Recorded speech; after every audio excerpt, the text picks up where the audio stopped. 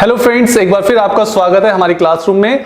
और आपको आगे ले जाने से पहले मैं आपसे थोड़ी सी बातचीत करूंगा। फिर वही बातचीत करना मैं बहुत पसंद करता हूं लेकिन ये बातचीत आपके फायदे के लिए गाइस। और बातचीत में मैं आपको थोड़ा सा हेल्प करूंगा आज आपके ऐप में, जो आपको करना है उन बातों के लिए। तो सबसे पहले आपने हमारे अब तक के जितने भी लेक्चर्स देखे हैं, वीडियो लेक्चर्स देखे हैं गाइस, उन वीडियो लेक्चर्स के साथ साथ हमारे नोट्स भी हैं। मैं आपसे कहूँगा कि आप उन नोट्स को जरूर पढ़िए, क्योंकि वो नोट्स उन्हीं वीडियो लेक्चर्स के साथ जुड़े हुए नोट्स हैं और उनके साथ साथ उनकी एक्सरसाइजेस भी गाइस। आपको एक फेयर रजिस्टर अपने घर में बनाना होगा। उस फेयर रजिस्टर के अंदर आपको वो सारे नोट्स और सारी एक्सरसाइजेस करनी है गाइस, ताकि आपने जो वीडियोस देखी हैं उसके अकॉर्डिंगली आप अपने आप को जांच पाएं कि आपको कितनी इंफॉर्मेशन आपके पास आ गई है, कितनी चीज़ों में आप अभी भी वीक हैं, या अगर अभी किसी में डाउट है तो आप हमसे वो पूछ सकते हैं कि सर मुझे अभी भी इस चैप्टर में इस पार्ट में थोड़ा सा डाउट्स हैं। तो वो एक्सरसाइज करने से ही पता चलेगा आपको कि आपको कितनी चीज़ें क्लियर है और कितनी नहीं है। क्योंकि अभी तक जो आपने कोर्स कर लिया है वो कोर्स काफ़ी सारी बातों में कर लिया है गाइस। आपने नाउन, प्रोनाउन, एडजेक्टिव, कंपैरिजन, इसके साथ साथ आपने सेंटेंसेस की जो फॉर्मेशन हमने सिखाई थी वो भी आपने कर लिया है। मोरओवर आपने जो भी पीछे हमारी क्लास चल रही थी जिसके अंदर हमने सभी सेंटेंसेस को अलग अलग फॉर्मेट्स में देखा था, अलग अलग पार्ट्स में देखा था, assertive parts, expression part, present base, past base, ये सारे जितने भी सेंटेंसेस थे गाइस, इन सबको भी हमने नोट्स में डाला हुआ है। इसके अलावा कंपैरिजन के भी एक्सरसाइजेज हैं, सुपरलेटिव डिग्री कैसे बनानी है उसकी भी एक्सरसाइजेज हैं। इसके अलावा नाउन नंबर्स की भी एक्सरसाइज है गाइस। आप वो सारी एक्सरसाइज करेंगे तभी आपको पता चलेगा कि आपने जितनी क्लासेस ली हैं उससे आपको कितना फ़ायदा हुआ है। तो मैं आपको अभी जो पिछली हमारी जो क्लास गई थी उसकी भी एक्सरसाइजेज में हम लोगों ने पोस्ट कर दी है, आप अपने ऐप में देख सकते हैं। डे 15 की एक्सरसाइज भी आप उसमें मिलेंगी आपको। और इसके अलावा डे 9 की एक्सरसाइज में जो मेन वर्ब्स थे गाइस, उसे तो बिल्कुल भूलना नहीं है, उसको तो आपको स्टडी करना होगा, क्योंकि आज जो हमारी क्लास है वो वर्ब्स की है। और अगर जिन स्टूडेंट्स ने डे 9 की क्लासेस की सारी वर्ब्स पढ़ी होंगी, पढ़ी होने का मतलब first form, second form, third form, इस तरह से आपने उनको अगर स्टडी किया होगा तो आज की क्लास आपको बहुत आसान लगने वाली है। और अगर आपने अभी तक स्टडी नहीं किया है तो मैं आपको पहले एडवाइस करूंगा, पहले आप वर्ब स्टडी करें। वर्ब स्टडी करने के बाद ही ये क्लास लें, क्योंकि अब जो है हमारा लेवल चेंज हो चुका है। अब हम यहाँ से जो क्लास ले रहे हैं वो बेसिक टू एडवांस जा रहे हैं। तो अब आप अपने थोड़े से नेक्स्ट लेवल के लिए मूव कर रहे हैं। तो गाइस मैं चाहूँगा पिछला बेस जो है वो स्ट्रांग होना चाहिए, तभी आप अगली क्लासेस को बहुत आराम से कंफर्टेबली ले पाएंगे। Ready guys? तो अब हम अपनी क्लास को शुरू करते हैं। और आज हमारी क्लास है वर्ब्स। मैं इसे रब कर देता हूं। वर्ब्स की क्लास है गाइस। वर्ब्स का मतलब आपको पता ही होगा। वर्ब्स क्या है? पिछली क्लासेस में मैंने वर्ब्स को बहुत अच्छी तरह से इंट्रोड्यूस कराया है। नाउन और एडजेक्टिव के साथ भी मैंने आपको बताया। नाउन कोई वर्ड, कोई नाम, एडजेक्टिव किसी की विशेषता, किसी की क्वालिटी, और वर्ब कोई एक्शन। तो एक्शन का मतलब क्रिया। और अभी मैंने जो बताया डे 9 एक्सरसाइज जो है, डे 9 नोट्स है, डे 9 के जो नोट्स है उसमें सारी मेन वर्ब्स मेंशन है, जो बहुत ही इंपॉर्टेंट वर्ब्स है, उन्हें आपको सीखना होगा, तभी आप आगे और अच्छा इंग्लिश में अपना लेवल देख पाएंगे। तो उसके अंदर हमने कुछ वर्ब्स लिखी हैं, जैसे मैंने उन्हीं में से कुछ वर्ब्स हम यहाँ पे ले लेते हैं। जैसे मैंने एक वर्ब लिखी आना, पढ़ाना, देखना, या खरीदना, या दिखाना, कुछ भी आप लिख सकते हैं गाइस। कोई भी वर्ब्स आप उनमें से ले सकते हैं, जो भी वो वर्ब्स हैं डे 9 में। पकड़ना, पूछना, बोलना,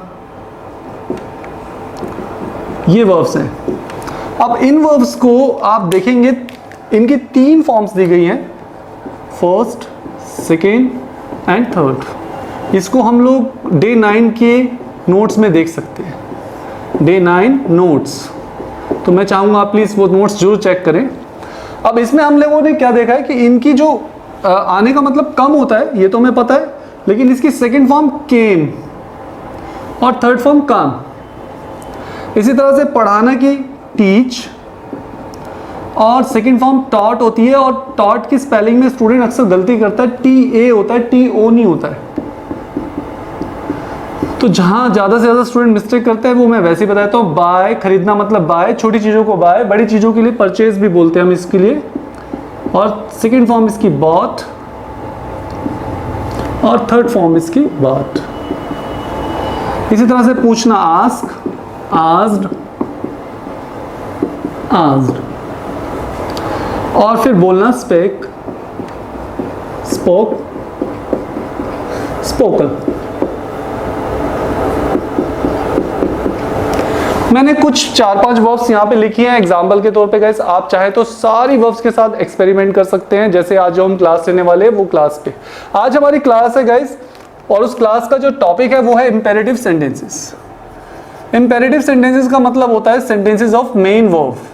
अब इसमें गाइस एडजेक्टिव या नाउन के सेंटेंसेस नहीं है जो पिछली क्लासेस में आपने लिए थे।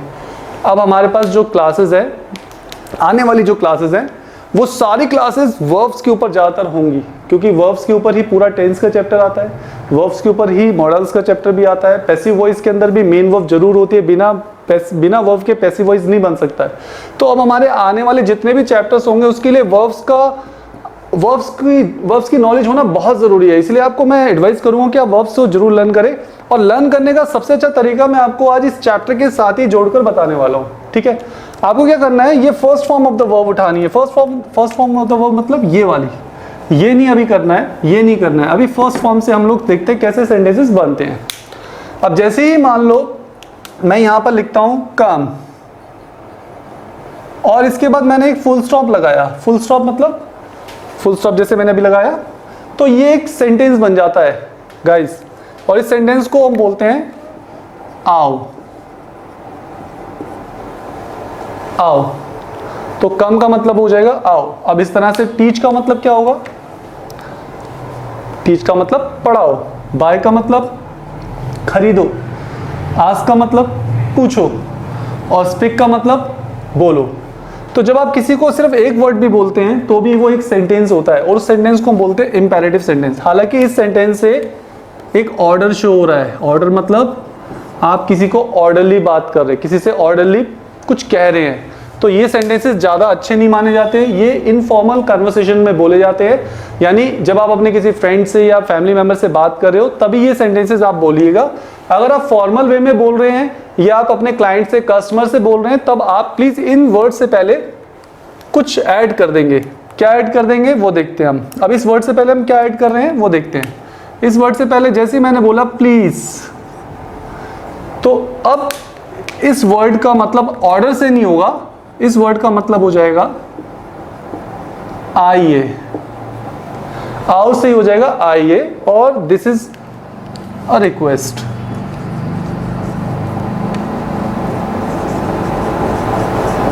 This is a request.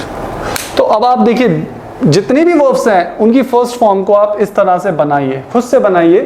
Please make sentences. अब मैंने बोला प्लीज मेक सेंटेंसेस, तो मैंने आपसे रिक्वेस्ट करा, और ये भी एक इंपेरेटिव सेंटेंस है। प्लीज स्पीक इंग्लिश, अभी भी मैंने आपसे इंपेरेटिव सेंटेंस बोला। Please speak English, please speak English with me, please do this work, please go to the market. अब देखो मैं जितने सेंटेंसेस बना रहा हूँ ये सारे वर्ब के, इनमें कोई सब्जेक्ट नहीं है, कोई I we you they he she it any name, कोई सब्जेक्ट नहीं आ रहा। जी हाँ गाइज, ये सारे सेंटेंसेस सीधा वर्ब से बन सकते हैं, और इन्हें आप वर्ब से ही बनाएंगे।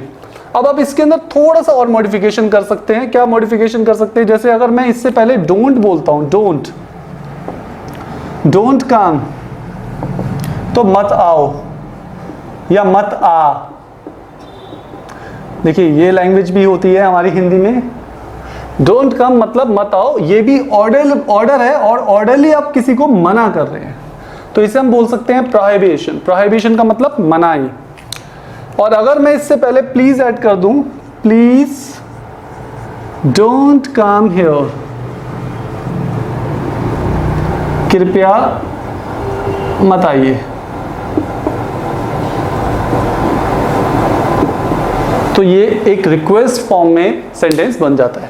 तो आपने देखा गाइस कितना सिंपल है, बहुत ही इजी है। अब आप फर्स्ट फॉर्म ले लीजिए और फर्स्ट फॉर्म से इस तरह से इंपेरेटिव सेंटेंसेस बना सकते हैं।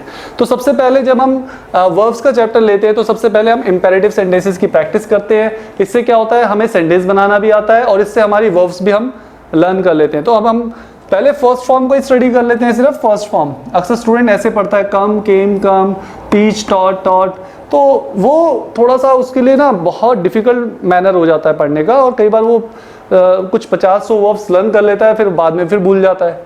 तो मैं चाहता हूँ आप पहले फर्स्ट फॉर्म को ही लीजिए। फर्स्ट फॉर्म को लीजिए, और अब आप इनसे ऐसे सेंटेंसेस बनाइए, खुद से नोटपैड में कुछ कुछ लिखिए, कुछ कुछ सेंटेंसेस बनाइए, कुछ भी ऐड करिए करके सेंटेंसेस को बनाने की कोशिश करिए। और अगर आपको लगता है किसी वर्ब से कोई सेंटेंस नहीं बन रहा, तो सिर्फ एक वर्ड को ही लिख दीजिए और उसके आगे ऐसे लिखिए, जैसे मैंने बोला सोचो, तो सोचो को कैसे बोलेंगे?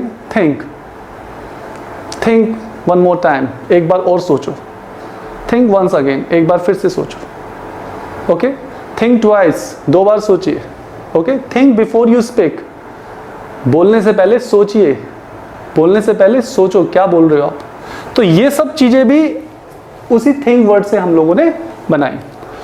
ओके गाइस, तो ये क्लियर हो गया। अब ये मेन सेंटेंसेस तो वैसे इसी से बनते हैं, लेकिन इंपेरेटिव सेंटेंसेस का एक सेक्शन और है, उसको आप करेंगे। मैं इसको यहां से रब कर रहा हूं, नेक्स्ट सेक्शन को देखते हैं, या फिर मैं इसको रब कर देता हूं, इधर मैं आपको नेक्स्ट सेक्शन समझाता हूं।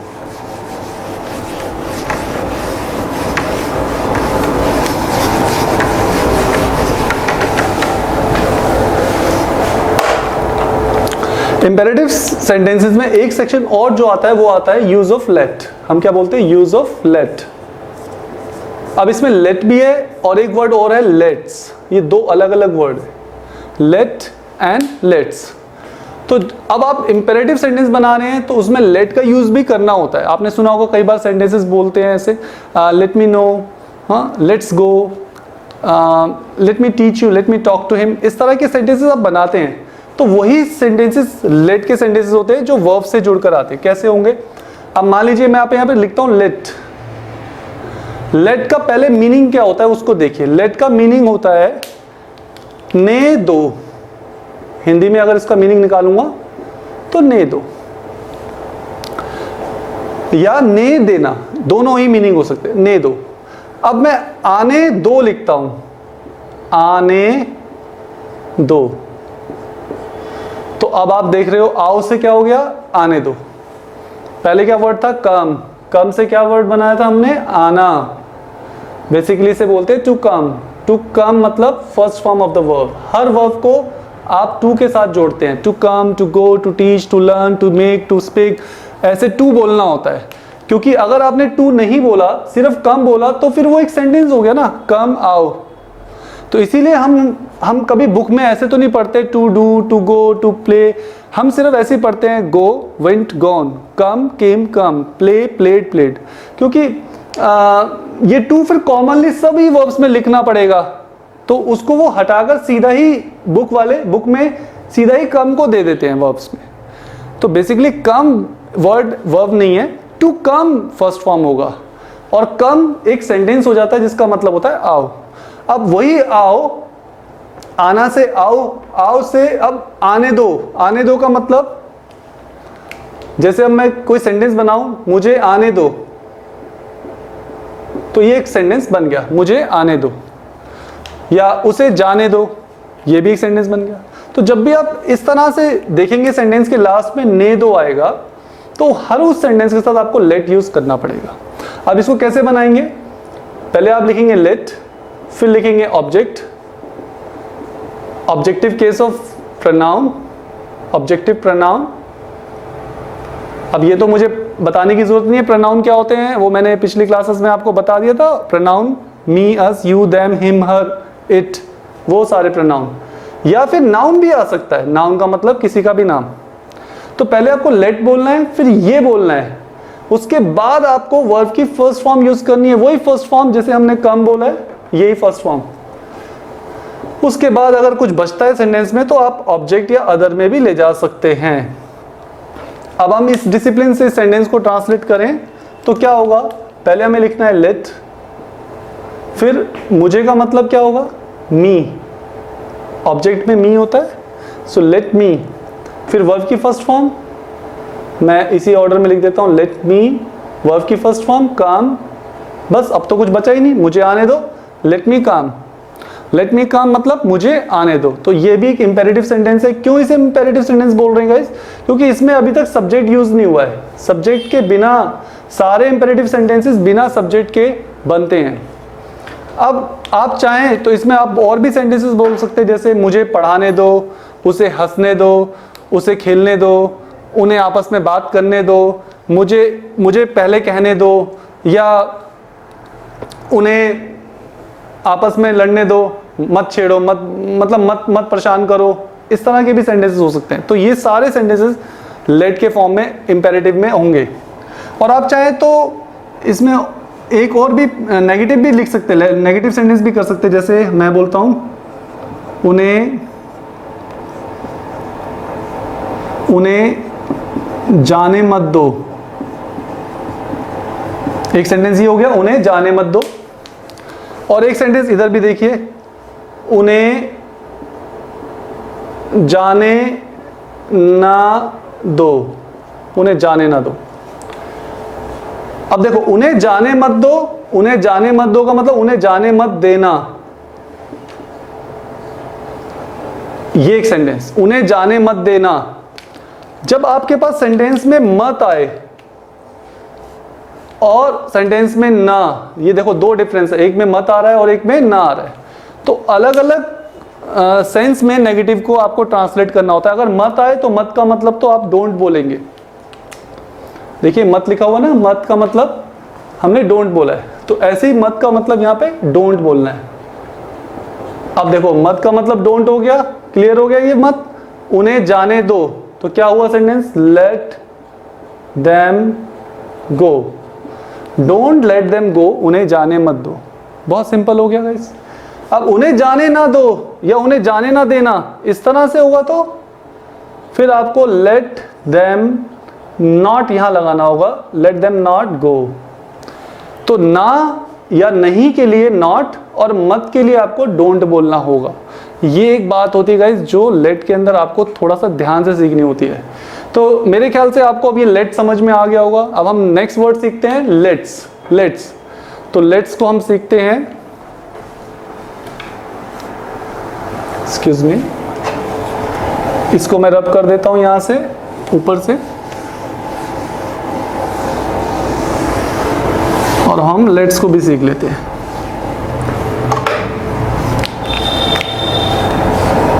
लेट्स, लेट्स का बेसिक मीनिंग होता है चलो या फिर आओ। जब इस तरह से सेंटेंस शुरू होता है तब आप लेट्स का यूज करते हैं। जैसे मैंने चलो चलो मूवी देखते हैं, चलो फिल्म देखते हैं, चलो उससे बात करते हैं, उससे बात करते हैं या करें, चलो उससे बात करें। एक सेंटेंस मैंने बनाया, आओ हम देश को और तरक्की तक लेके जाएं, आओ हम सब लोग मिलकर एक दूसरे का साथ दें और एक दूसरे को आगे बढ़ाएं। कुछ इस तरह से सेंटेंसेस जो होंगे ना, चलो या आओ से शुरू होंगे, चलो या आओ से शुरू होंगे। देखिए लेट में तो ने दो पे खत्म हो रहा है सेंटेंस, और यहां पर लेट्स का मतलब चलो या आओ से शुरू होगा। तो इस सेंटेंस को ट्रांसलेट करने के लिए आपको यहां पर लेट्स बोलना होगा, लेट्स, और फिर सीधा मेन वर्ब, और उसके बाद जो सेंटेंस में बचा वो ऑब्जेक्ट और अदर। अब इसको इस हिसाब से ट्रांसलेट करके देखते हैं गाइस। लेट्स, बात करना टॉक होता है, लेट्स टॉक, वर्ब की फर्स्ट फॉर्म टॉक, और फिर टॉक के बाद हमेशा हम टू लगाते हैं guys, let's talk to him. तो ये आपका सेंटेंस हो गया। तो आपने नोटिस किया कि किस तरह से हम इंपेरेटिव सेंटेंसेस को बना सकते हैं गाइस। एक बार इसका ओवरव्यू फिर से ले लेते हैं, फिर से हम थोड़ा सा इसका एक 5 से 7 मिनट में एक ओवरव्यू बनाते हैं इस पूरी क्लास का, और उसको आपको देखना है सिंपली। बहुत जल्दी जल्दी करेंगे। और जो इसकी नेक्स्ट एक्सरसाइज होगी गाइस, वो आप प्लीज करें, जरूर करें। हमारे नोट्स में आप वो एक्सरसाइज देखें, उसके अंदर आपको इंपेरेटिव सेंटेंसेस के बारे में एक्सरसाइज दी गई है, और उसे आप जरूर करें। तो सबसे पहले इंपेरेटिव के 2 पार्ट हो गए। पहला पार्ट हो गया ऑर्डर, प्रोहिबिशन, जल्दी जल्दी हम लिख सकते हैं, रिक्वेस्ट, एडवाइस, एक और सेक्शन भी है एडवाइस। ठीक है, ये 4 पॉइंट्स में हम करते हैं। ऑर्डर कैसे करेंगे?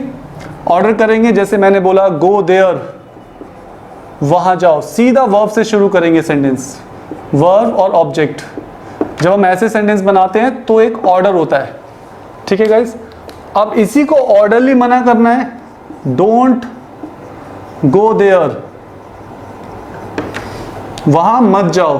तो यहां पे क्या ऐड करना है आपको, डोंट, फिर वर्ब की फर्स्ट फॉर्म, फिर ऑब्जेक्ट। अब इसी को रिक्वेस्ट में चेंज करेंगे गाइस, रिक्वेस्ट में प्लीज, प्लीज वर्ड ऐड करना है, please go there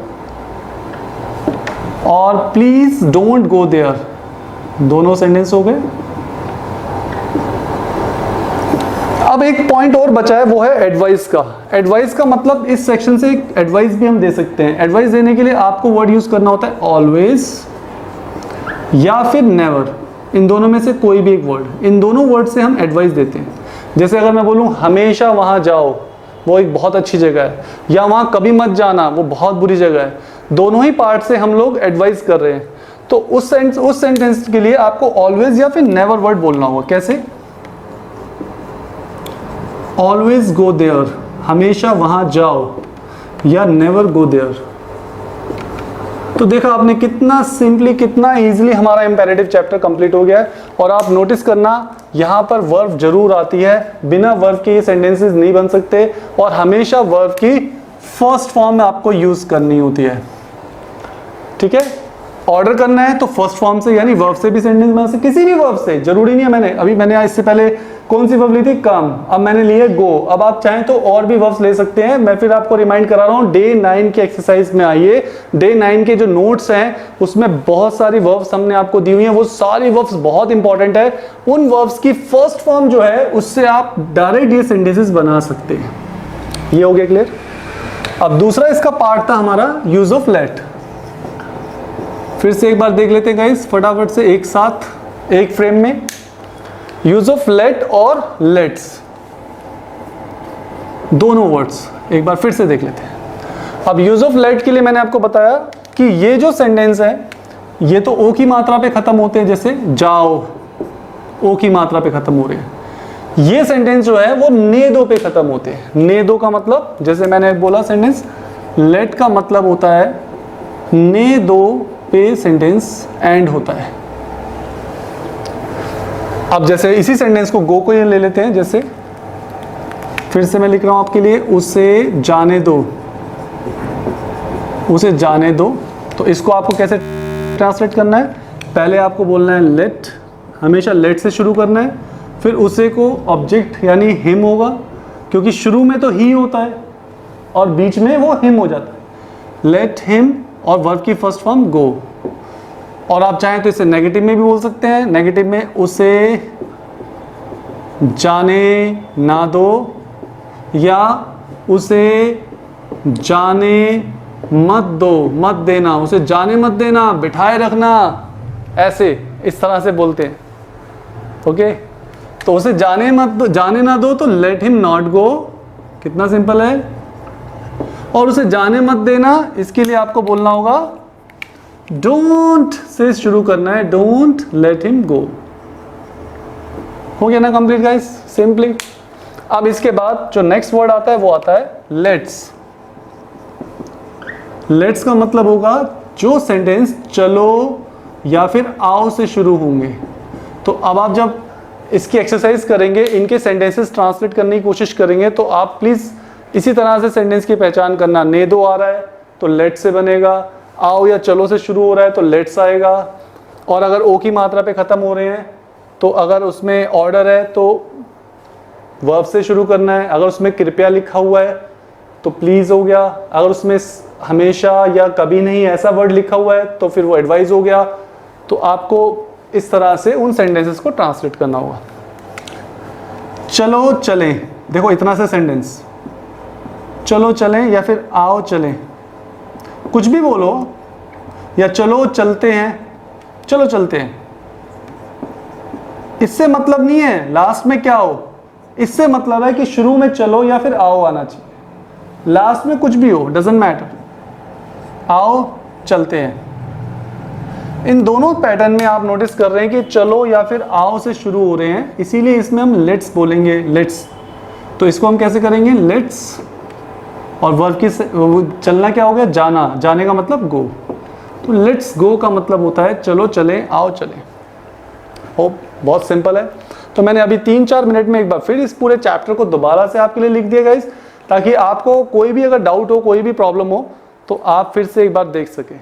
I hope कि आपने इस वीडियो से, इस क्लास से, इस लेक्चर से इंपेरेटिव सेंटेंसेस को समझ लिया है। और आप प्लीज इस इंपेरेटिव एक्सरसाइज को जरूर करना, जो आपको नोट्स में मिलेंगी उसको भी कंप्लीट करना। और अगली जो क्लास होगी हमारी गाइस, अब प्रॉपर वर्ब के सेंटेंसेस में जाएंगे और उन सारे सेंटेंसेस को हम एक फ्रेम में सीखेंगे। फिर हम उसके बाद नाउन, एडजेक्टिव और वर्ब तीनों तरह के सेंटेंसेस में क्या डिफरेंस होता है उसको भी सीखेंगे। और जब आप एक ही फ्रेम में सब सीखेंगे तो आई एम श्योर आपने आधा सफर पूरी तरह से समझ लिया है, पूरी तरह से कर लिया है। Thank you so much guys for being with me. मुझे पूरा विश्वास है कि इस क्लास को लेने के बाद आपको और भी जो डाउट्स होंगे वो क्लियर हो गए होंगे, और अगली क्लासेस में आपके और भी बहुत सारे डाउट्स हम क्लियर करने के लिए आ रहे हैं। देखते रहिए हमारी हर क्लास को, हर वीडियोस को, और प्लीज़ एक बार फिर लास्ट में हमारे नोट्स और हमारी प्रैक्टिस एक्सरसाइज जरूर पढ़ते रहना, क्योंकि उससे आपको महसूस होगा कि आप सीख रहे हैं और कर पा रहे हैं। और अगर फिर भी कोई प्रॉब्लम हो तो हमारी नोटिफिकेशन पे ध्यान देना, जो ऐप में हम आपको टाइमली भेजेंगे कि हमारी लाइव क्लासेस में आपको कैसे जुड़ना है और कैसे आना है। एक बार फिर thank you so much guys, और फिर मिलते हैं आपसे नेक्स्ट क्लास के लिए। Hope you enjoyed.